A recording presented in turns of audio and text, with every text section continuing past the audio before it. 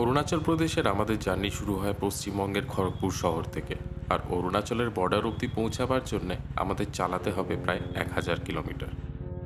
আমরা যে রুটটা বেছে নিয়েছিলাম সেটা হলো খড়গপুর থেকে কলকাতা হয়ে রানাঘাট, তারপর শিলিগুড়ি, তারপর বঙ্গাইগাঁও, আর সেখান থেকে ভৈরবকুণ্ড হয়ে এন্টার করব অরুণাচল প্রদেশ।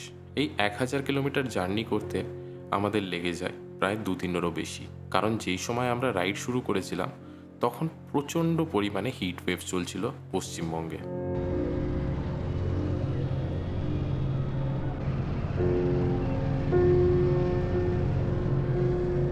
খড়গপুর থেকে স্টার্ট করার পরে আমরা টানা চালিয়ে চলে যাই চাকদা অবধি, আর চাকদায় নিয়ে নিই একটা ছোট্ট ডিনার ব্রেক।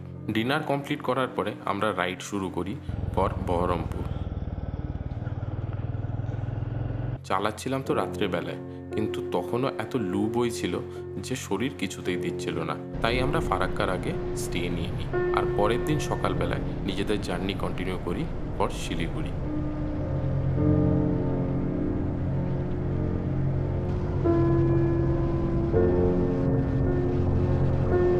শিলিগুড়ি পৌঁছাতে পৌঁছাতেও বিকেল হয়ে গেছিল, তাই শিলিগুড়িতে আমরা আরেকটা নাইট স্টে করে নিয়েছিলাম। तो गुड मॉर्निंग जी, गुड मॉर्निंग। शिलीगुड़ी से राइड स्टार्ट हो चुका है अपना। The time is 5:30 in the morning.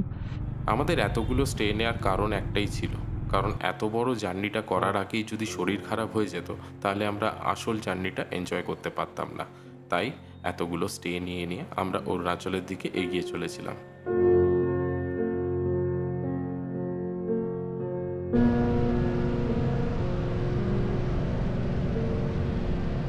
আমাদের রাইডের তৃতীয় দিনে শিলিগুড়ি থেকে শুরু করে আমাদের গন্তব্য ছিল বঙ্গাইগাঁও।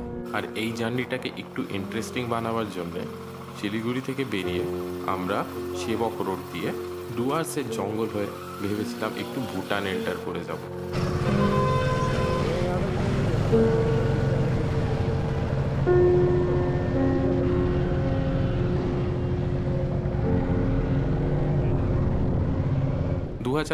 সালে আমরা ভুটান কত সুন্দরভাবে ঘুরেছিলাম, কিন্তু 2024-এ ভুটানের বর্ডারে এন্টার করে দেখলাম যে ভুটানে ঘোরার খরচ অনেকটাই বেড়ে গেছে, বিশেষ করে নিজের বাহনে করে যদি ঘোরা হয়।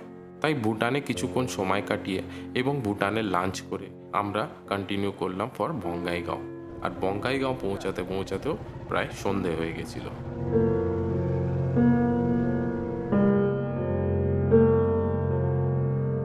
এত আস্তে রাইড করার কারণ একটাই ছিল, ওই হিট ওয়েভ। সারাদিনের টেম্পারেচার প্রায় 38 থেকে 46 ডিগ্রির মধ্যে রেঞ্জ করছিল, আর আসামে ঢোকার পরে যা হিউমিডিটি, তাতে শরীরে প্রচণ্ড কষ্ট হচ্ছিল।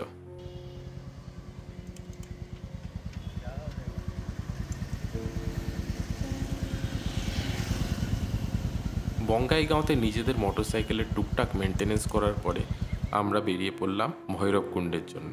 আর যেহেতু বঙ্গাইগাঁও থেকে অনেকটাই দেরি করে শুরু করেছিলাম, তো ভৈরবকুণ্ড পৌঁছাতে পৌঁছাতে বিকেল হয়ে গেছিলো। তাই আমরা ডিসিশন নিলাম যে অরুণাচলের পাহাড়েই যখন চালাবো, তাই সকাল সকালই কেন না বেরোই, তাহলে তো ভিউজও এনজয় করতে পারবো আর অরুণাচলের পাহাড়ে আনন্দের সাথে চালাতে পারবো। রাইডের 4th ডেতে আমরা আমাদের জার্নি শুরু করলাম ভৈরবকুণ্ড থেকে। আজকের গন্তব্য হলো দিরাং, যেখানে নাইট স্টে করেছিলাম। ওইখান থেকে কিছু কিলোমিটার চালিয়ে পড়ে গেল বালেমু চেকপোস্ট। ওখানে দেখাতে হয়েছিল আমাদের inner line permit. Arunachal Pradesh enter করতে গেলে দরকার হয় ইনার লাইন পারমিট। বালেমু চেকপোস্টটা যেই পেরোলাম, তারপরে শুরু হয়ে গেল একদম পাহাড়ি রাস্তা। দিরাং অরুণাচলের ফুটেজ দিয়ে চালিয়ে আমরা এগিয়ে চলেছিলাম টুয়ার্ড শেরগাঁও। কিছু দূর চালানোর পরে যেন হঠাৎ করে পুরো মেঘ আমাদের ঘিরে ধরে, আর তার সাথে শুরু হয়ে যায় অল্প স্বল্প বৃষ্টি। ভৈরবকুণ্ড থেকে কালাকথাং অবধি রাস্তা দারুণ ছিল, তাই কালাকথাং কিভাবে পৌঁছে গেলাম বুঝতে পারিনি, কিন্তু কালাকথাং পৌঁছে যাওয়ার পর থেকেই ঝমঝমিয়ে বৃষ্টি শুরু হয়ে গেল। আর দিরাং পৌঁছাতে এখনো অনেকখানি রাস্তা বাকি ছিল, তাই ভিজে ভিজে চালাবো না ভেবে আমরা শেরগাঁওতে নাইট স্টে করার প্ল্যান করলাম। শেরগাঁওতে হোমস্টের নাম ছিল আরটি হোমস্টে। বেশ সুন্দর একটা কটেজের মধ্যে রাত কাটালাম। এই সুন্দর গ্রামটাই হলো শেরগাঁও। কিছুদিন আগে বেস্ট ট্যুরিজম ভিলেজ অ্যাওয়ার্ড পেয়েছে শেরগাঁও। এখানে বহু হোমস্টে রয়েছে এবং খাওয়া দাওয়া করার জন্য একটি ভালো জায়গা রয়েছে, যেটা হলো ফুড হাট। সব রকম খাওয়া দাওয়া এখানে পাওয়া যায়, তাছাড়া তো আর কোনো হোটেল রেস্টুরেন্ট দেখতে পাইনি।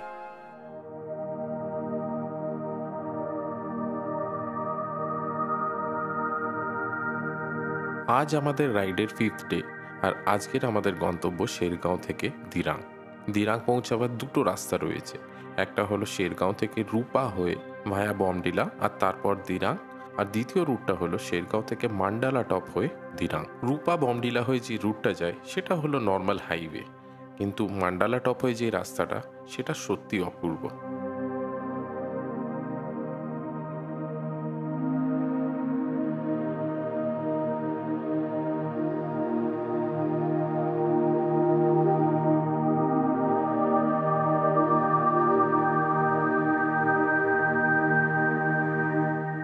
যারা বার্ড ওয়াচিং করতে পছন্দ করে তাদের জন্য এইটা হলো একটা প্যারাডাইস।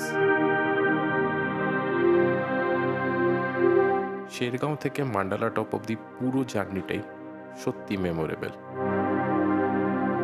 পুরো লাশ গ্রিন জঙ্গলের মধ্যে দিয়ে চালাচ্ছিলাম, তার সঙ্গে সূর্যের আলো এত সুন্দরভাবে প্রকৃতিটাকে চোখের সামনে তুলে ধরেছে, সত্যি অপূর্ব লাগছিল।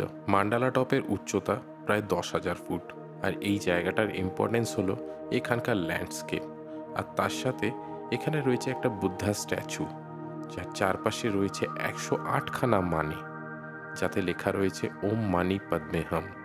এটাই হলো এই জায়গাটার বিশেষত্ব। মান্ডালা টপে বেশ অনেকক্ষণ সময় কাটানোর পর আমরা নিচে নামা শুরু করলাম টুয়ার্ডস দিরাং। দিরাংয়ে বেশ কয়েকটা ঘোরার জায়গা রয়েছে, আর তার মধ্যে সাংটি ভ্যালি হচ্ছে একটা খুবই ইম্পর্টেন্ট ট্যুরিস্ট ডেস্টিনেশন। কিন্তু আমরা সাংটি ভ্যালি না গিয়ে কিছু লোকাল লোকের মত নিয়ে চলে গেলাম চুক ভ্যালি।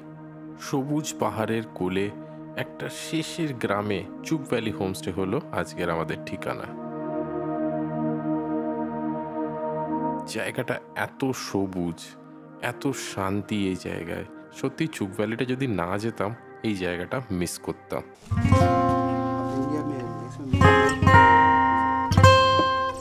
চুক ভ্যালি পৌঁছে চুক ভ্যালি হোমস্টেতে আমরা লোকাল অরুণাচলি খাওয়া দাওয়ার খেলাম। প্রত্যেকটা খাবারই যেন বয়েল করে রেডি করা, বেশি তেল অথবা মশলা নেই। খেয়ে মনটা অনেকটাই শান্তি পেল। আর খাওয়া দাওয়ার পরে আমরা বেরিয়ে পড়লাম চুক ভ্যালির একটা ছোট্ট ট্রেক এনজয় করতে।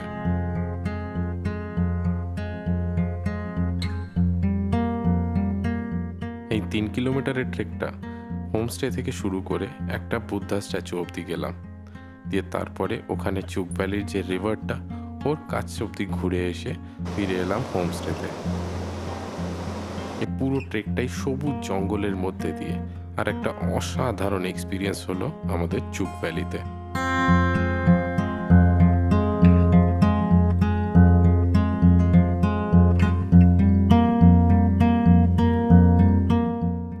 আজ হলো আমাদের রাইডের 7th ডে, আর আজকের গন্তব্য হলো ফাইনালি তাওয়াং। চুক ভ্যালি থেকে তাওয়াংয়ের দূরত্ব প্রায় 140 কিলোমিটার, আর যদি সেলা পাস দিয়ে যাওয়া হয় তাহলে বেশ অনেকটাই সময় লেগে যায়। সেলা টানেলেরও অপশন রয়েছে, কিন্তু যেহেতু এই রাস্তা দিয়ে আমাদের ফিরতে হবে তাই যাওয়ার সময় সেলা পাস কভার করার প্ল্যান করলাম। সেলা পাস হলো একটি ইম্পর্টেন্ট মাউন্টেন পাস। 1962 সালে যখন ইন্ডো চাইনা ওয়ার হয়েছিল তখন চাইনিজ আর্মি প্রায় সেলা পাস অবধি ঘিরে ধরেছিল ভারতকে, কিন্তু ভারতীয় সেনার এগেনস্টে এই জয়টা বেশি দিন টেকেনি। শুনেছি নাকি সেলা পাসে যখন ওয়েদার ক্লিয়ার থাকে সেলা পাস থেকে অপূর্ব ভিউজ পাওয়া যায়, কিন্তু আনফর্চুনেটলি আমাদের আজকে পুরো রাইডটাই মেঘের মধ্যে দিয়ে। সেলা পাস থেকে নামার সময় বাঁদিকে পড়ে সেলা লেক, কিন্তু এতটাই ঘন মেঘ ছিল যে আমরা সেলা পাস থেকে নামার সময় খেয়ালই করতে পারিনি যে বাঁ হাতে সেলা লেকটা রয়েছে। সেলা লেকের পাশে দাঁড়িয়ে কিছুক্ষণ সময় কাটালাম। সেলা পাস থেকে নেমে আমরা দাঁড়ালাম যশবন্তগড় ধাবায়। এইখানে একটা ওয়ার মেমোরিয়াল রয়েছে, তার সাথে আর্মিদের একটা খাওয়া দাওয়ার জায়গাও রয়েছে যেখানে ট্যুরিস্টরা পেট ভরে খাওয়া দাওয়া করতে পারে। আর তারপরে রাইড এনজয় করতে করতে আমরা ফাইনালি পৌঁছে গেলাম তাওয়াং।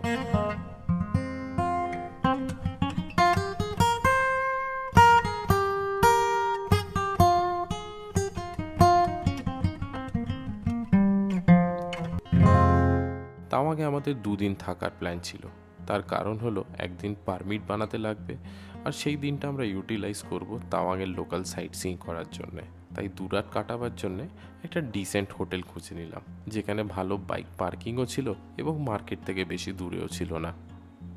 তো বন্ধুরা, এটাই ছিল আমার খড়গপুর থেকে অরুণাচল প্রদেশের তাওয়াং পৌঁছাবার গল্প। এর পরের পর্বে আমি শেয়ার করব তাওয়াংয়ে কী করলাম এবং তাওয়াং থেকে বেরিয়ে বুমলা পাস, লোংরুলা পাস, জেমিথাং হয়ে পুরো লুমলা সার্কিটটা কমপ্লিট করে কিভাবে নিজের রাইড কমপ্লিট করলাম। I hope you guys enjoyed watching this video. যদি এই ভিডিওটা ভালো লেগে থাকে তাহলে অবশ্যই লাইক করো আর কমেন্ট করে জানিও কোন পার্টটা সবথেকে বেশি ভালো লেগেছে। With that said, thank you for making me part of the day guys. Thank you for watching my Bangla channel of nature Moto.